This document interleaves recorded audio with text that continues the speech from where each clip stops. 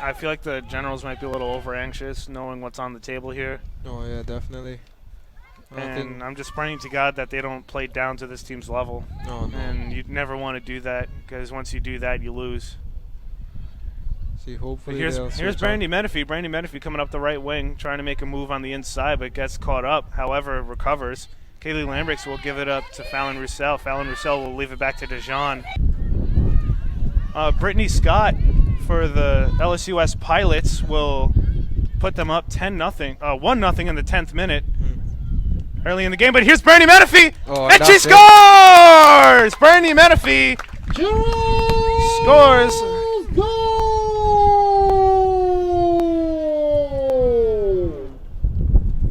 Brandy Menifee scores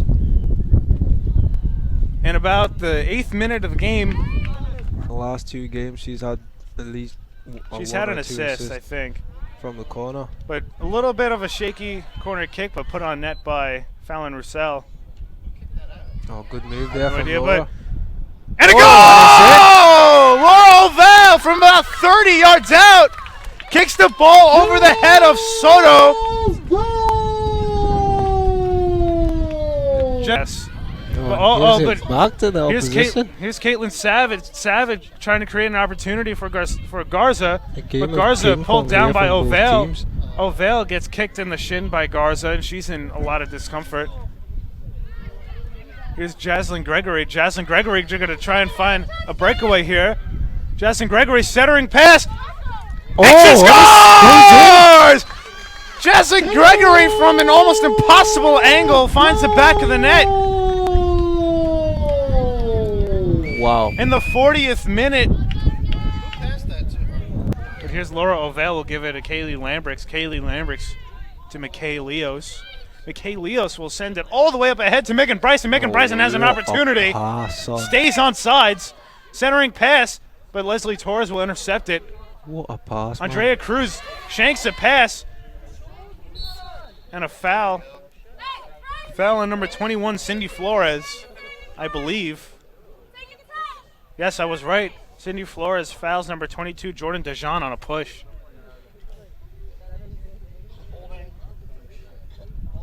Wrong sport, Rich. Kaylee Lambrix will be taking the free kick. What is he talking about, man? American football. Oh, 1 minute remaining in the first half. Kaylee Lambrix with a free kick. Yasmin Gabino nets it. Look at that. What a header by Yasmin Gabino. Finds the back of the net. 4-0. That's well done. That's another assist for Kaylee as well. That's brilliant. What a brilliant delivery. What a good goal. Couldn't find a lane to pass up to Jill Smith. Was a bit hesitant. Oh, and a good move there by Shelby Santiago, breaking the ankles of Garza. And get it out of the area. But here's a corner kick again for Kaylee Lambrix. And Laura Ovell! Oh, what a header! What a goal by Laura Ovell! Wow!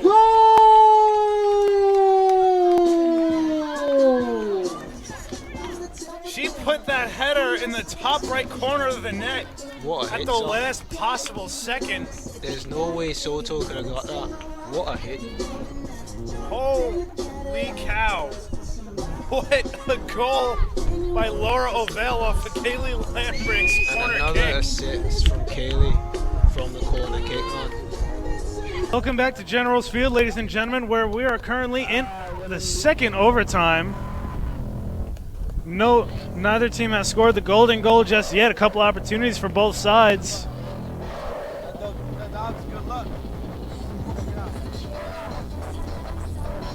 Looks like the Jaguars will be starting off with the ball, and they will have the disadvantage of wind. Generals will have the wind in their backs. And if no one scores at the end of this 10-minute period, then we go into penalty kicks. Taken away by Yasmin Gabino. Yasmin Gabino's going to give it up to Brandy Menifee. And a shot, I guess, crossing pass attempt by Kaylee Lambrix ends up out of bounds, and it will be a goal kick.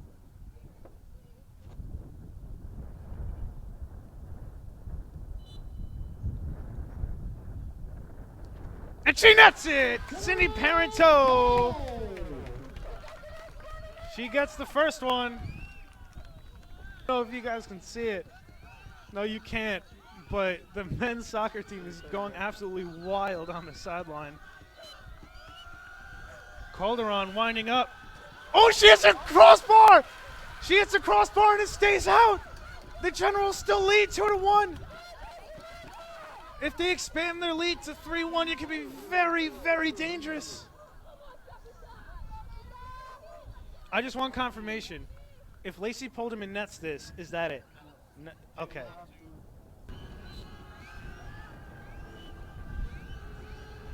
And she misses! The Generals win! The Generals win in penalty kicks!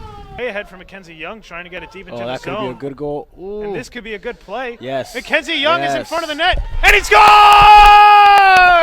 Mackenzie Young!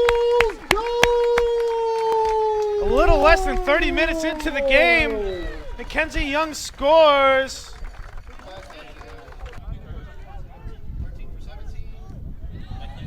And Pimpau challenging a pass, but can't get to it, but intercepted by Giles Mitchell. Here's Ricky. Ricky goes in, and he can't seem to get free, and he scores! Ricky Kaliman hustling like no other I've seen before. Giles is just giving some beautiful passes right now. And Giles Mitchell with a beautiful pass. Here's Ricky. Ricky's going to try and send it over to Harrison Houle. Harrison Houle going to send it forward to Pimpau, but headed away. But Andres Joseph there with a good play and a centering pass. And here's an opportunity for the Generals, and they score! Luis Petribu with his first goal of the game.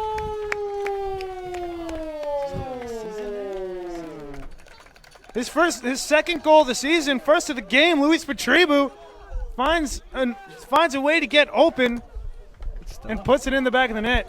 So excited. Tonight's not just going to be a battle, it's going to be a war. And just to add on to your point about the 4-1 record, Dillard is currently without their leading scorer, Malik Amos, who is at 29 points per game.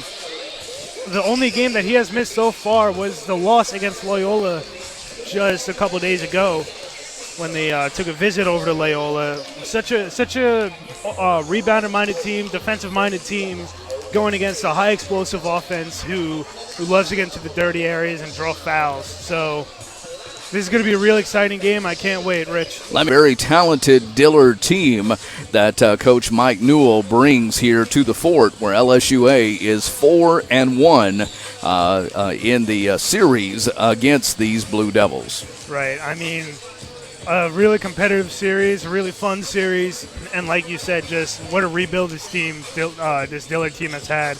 I mean, going from single-win seasons just a couple years ago to now being a competitive team in Kansas City, obviously, unfortunately, dropping in the tournament to LSU Shreveport. But like I said before, this game isn't just going to be a battle; it's going to be an all-out war. I mean, I'm predicting a lot of physicality, a lot of grinding in dirty areas, considering that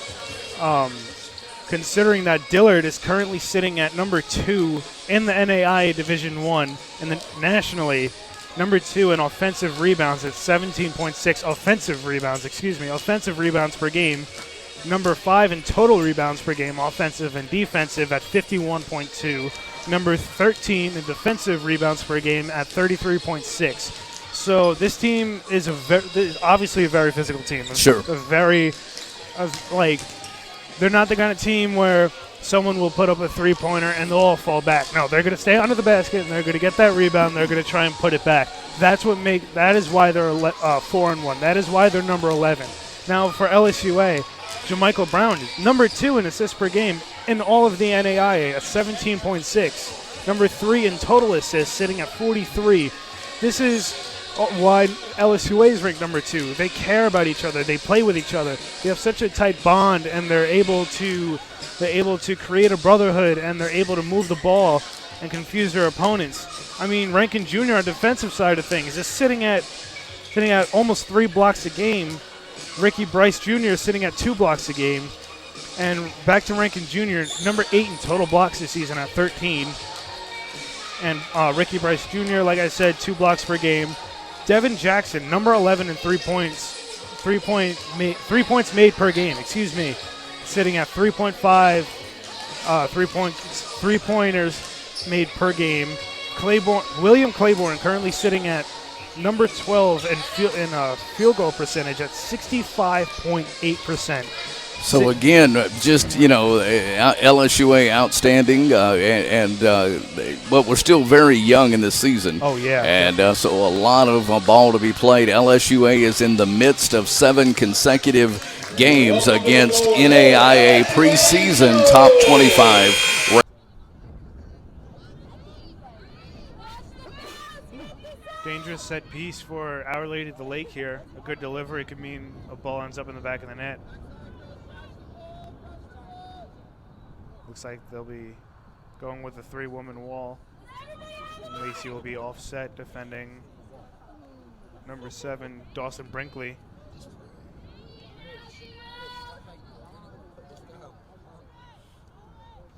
Number 10, Brooke Cousins on the free kick.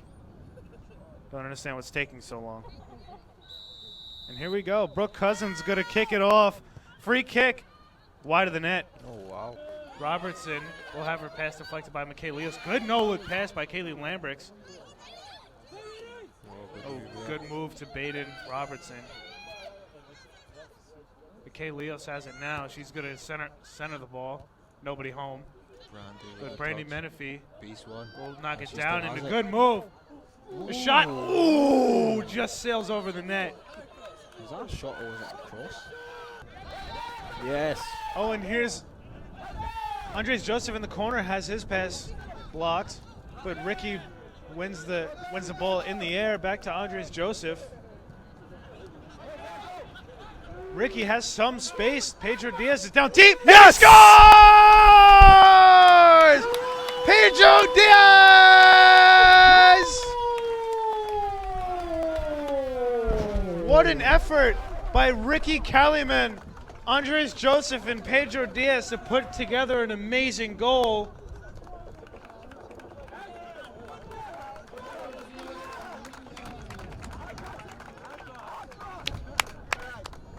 Pedro shot that from almost an impossible angle, but it did end up in the back of the net.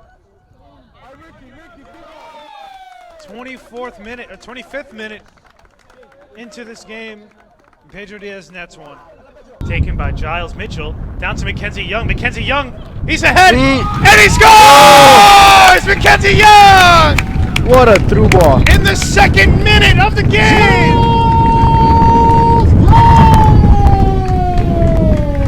Four-way collision, but here's a Medico, and here come the LSUA Generals down the field. Slide tackle, taking out a Medico, and a tripping penalty will be called.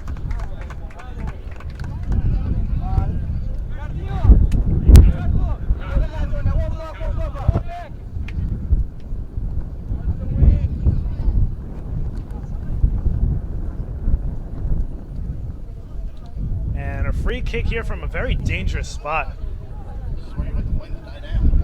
Right, this is where you either might want to lose the win or use the wind here.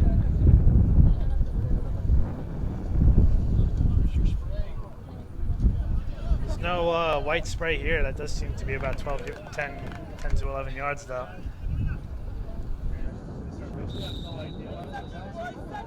So anyway. And a goal! Andres Joseph with a free kick. Goes over and around the wall, puts it in the top right corner. The LSUA Generals are absolutely ecstatic after scoring their 2nd goal in 15 minutes.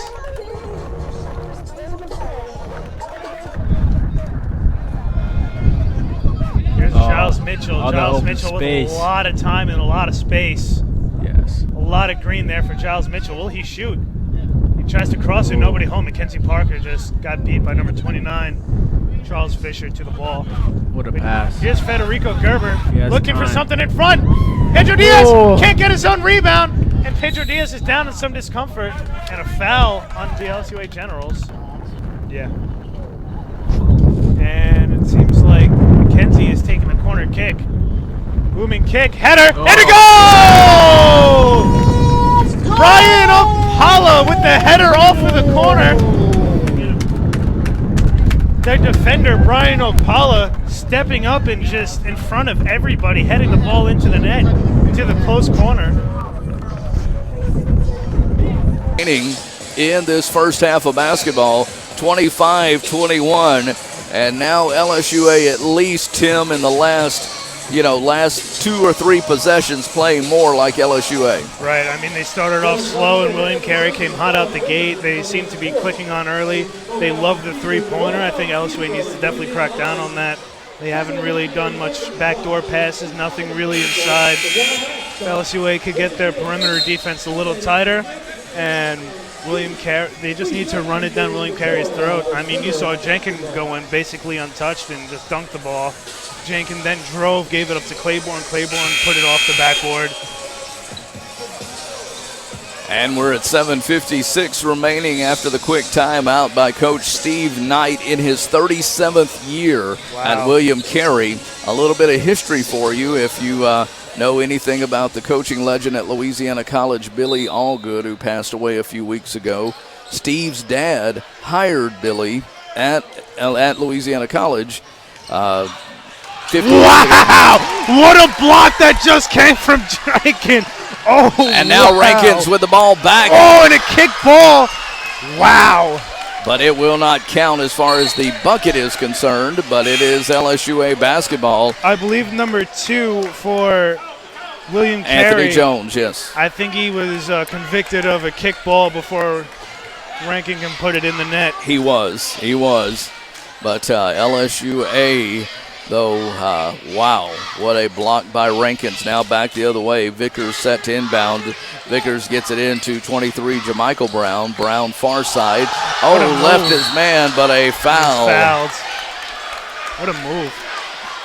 What a move by Jamichael Brown to get around his defender and draw the foul. Foul is going to be on number 14, Brendan Shepard, his second. LSUA currently at the bonus portion. First bonus, not full. But he will shoot 2 by default. Makes the first.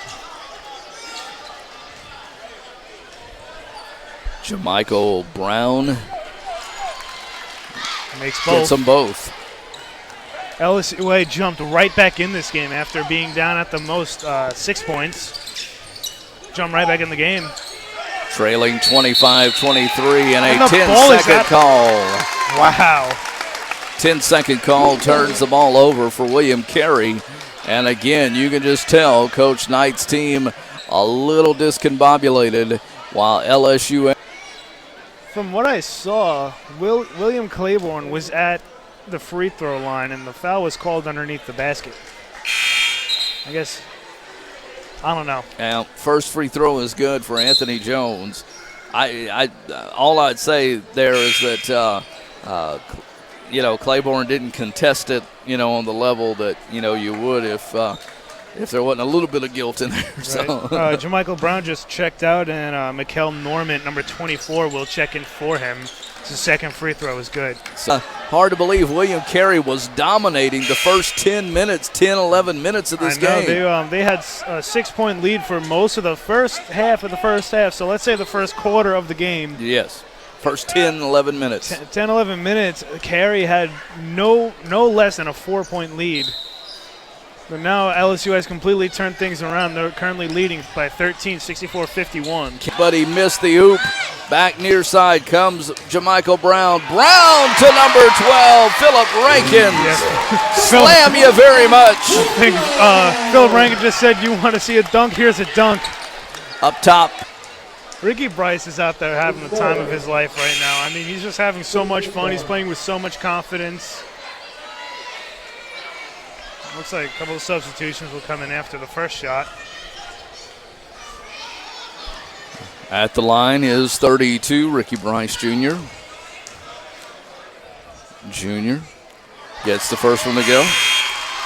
Number 34, Carlos Coleman, will be checking in for number 1, Brandon Ellis, for the Generals. And number 4, Galloway, will be checking in for the Crusaders for number 15, Cameron Douglas. Ricky Bryce gets ready for his second shot. Meanwhile, LSU will remain perfect at 4-0 with the big win tonight over William Carey. And what a great win tonight for LSUA. As we talked about, Tim, they trailed 40-39 at halftime. Trailed a lot for the first 10 or 11 minutes of the game. Right. But man, what a second half, second part of the first half. And then, of course, the second half, they've just been on fire, outscoring the Crusaders 52-32. Yeah, I mean, the LSUA Generals are so good at coming out like fired up and hungry in the second half. The game before this one, in the Xavier Invitational, I believe they were up by a little, or they were trailing at halftime, and they started the second half on a 27-9 run. And it's just, I don't know what exactly goes on in that locker room at halftime. Hopefully, in actually just a few short moments, I can have Coach Cordero on here and ask him, what do you say to your guys at halftime? Because it's like the LSUA team is like a car. And it's like Cordero takes a cinder block and just puts it on the gas and just lets it go. And the LSUA Generals, they come out fired up, they come out hungry in the second half, and it allowed them to score 52 points and outscore William Carey University, the Crusaders, 52-32 in the second half. It was, again, the first 10 or 11 minutes of the game. We're kind of, just wondering a little bit, what's happening to our LSUA Generals. And fortunately, in the second part of that first half, because you play two 20-minute halves, right. But high school, the first quarter. Yeah, I'm used to breaking it down first quarter, but they really started going at it in the second quarter. LSUA took their first lead at about the 15-minute mark and of that second half, and then, of course, trailed by a point at halftime by a score of 40-39. Yeah, the Generals they came, like I said, they came into the second half hungry, probably a little angry. I mean, the LSUA Generals are currently ranked at the preseason, the coaches poll, at 2, and William Carey is currently ranked in the coaches poll at 10. So I guess maybe LSUA went into the locker room a little heated, a little angry that they're being upset by a team that's 8.8, spots lower than them in the rankings, especially LSUA being a team that's was 3-0, now 4-0 against a team that was 1-1, but is now 1-2. LSUA was had 5 players in double figures tonight, led by 2 players with 14 points each in Philip Rankin Jr. and Jamichael Brown. Also in double figures tonight with 11 was Chris Vickers. We'll be interested to see how his knee responds. Yeah, I hope he's okay. To a player that just fell into him as he was standing still. Right, Lieto Holloway of William the Crusaders. Right. He took a fadeaway jumper from about halfway between the block and the foul line, and he actually ended up into the knee of Chris Vickers, and we could only hope for a speedy recovery and that he'll be okay for the next game, the second game of the 3-game homestand for the Generals. 10 points each, though, to round out the 5 players in double figures. 10 points for Ricky Bryce Jr. and 10 points for Big Will Claiborne. But just a great night overall for the game. LSUA shoots 50% from the field, 75% from the free throw line. Big difference tonight for William Carey as they just could not keep up with the wave of LSU players coming in. And I said that early in the first half, LSUA needs to play that aggressive, fast-paced game that they're so good at playing. I mean, just a couple big slams coming in from Philip Rankin and Ricky Bryce Jr. I mean, if they get loose with the ball, that ball is going to be sent through the hoop at 100 miles an hour. And it gets the fans fired up, too. I mean, they threw it down. Those fans went nuts. It felt like this place was shaking. No doubt. I'm hoping to have Coach Cordero come up here and do an interview with me. I want to ask him a couple questions. So we'll so anyway, here at the fort, your LSUA Generals beating the William Carey University Crusaders 91-72 by 19 points. Huge game here for the Generals to put them at a 3-0 record, 0-0 in conference. Have not played a conference game yet. The next game here at the fort will be November 12th, Xavier University. And We got Coach Cordero here, who was just successful against the William Carey University Crusaders. Coach, I have to ask, what was the halftime speech like? Going down a point into halftime, what was it like? What was that speech like? It was intense, to say the least. We wrote 4 letters on the board, and that's LSUA. And we needed to come out and play with more passion, have fun, enjoy the game that we're blessed to play with together. And, defensively, we challenged our guys as well. Time lead of 52-42. Tim Fine, Rich Dupree with you. And Tim, you and I were talking about this off the air. This is going to be your last broadcast. You and I, this is our first season to work together, and we've got a few games under our belt. But the call to go home is just too hard to resist. Yeah, I mean, this last half that's coming up is going to be my last half here at LSUA, leaving tomorrow morning. So it's very tough. I'm going back to continue my education elsewhere. Yeah, and tell us where that is. Florida Southwestern in Fort Myers, Florida. They are NAIA Division II. If you want to go check out their sports pages, feel free. We are the Florida Southwestern Buccaneers. They have a beautiful arena that they play in. We hold concerts, wrestling, boxing, all that fun stuff. If you want to think about it as a more modern looking and more square Rapides Parish Coliseum. Okay. That's kind of the look of it from the outside. I haven't been inside yet, but we got the big Buccaneer on the outside.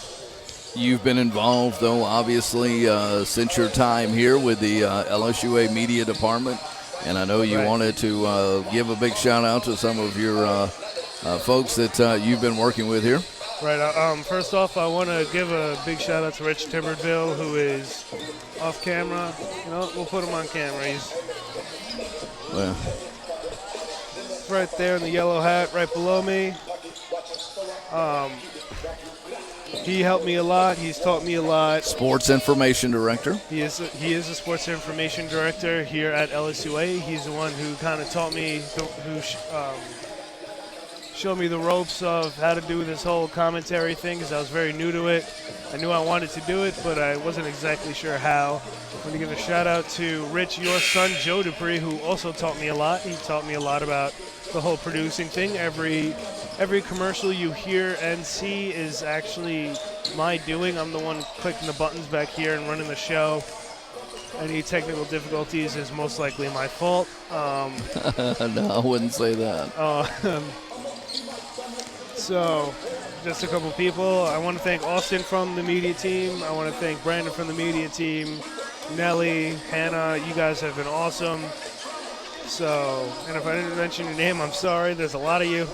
I want to thank the LSUA athletics teams, both soccer teams, both basketball teams, for giving me an awesome time and an awesome teams to commentate. I mean, LSUA soccer was probably one of the most fun times I've ever had, meeting those people. Like, the LSUA soccer teams, if you are an LSUA student, you're not familiar with them, go to a game, go and meet the players. They really are amazing people. If you're not familiar with the basketball team here, come to a game and meet some of these kids. They're amazing kids who would love to talk to you.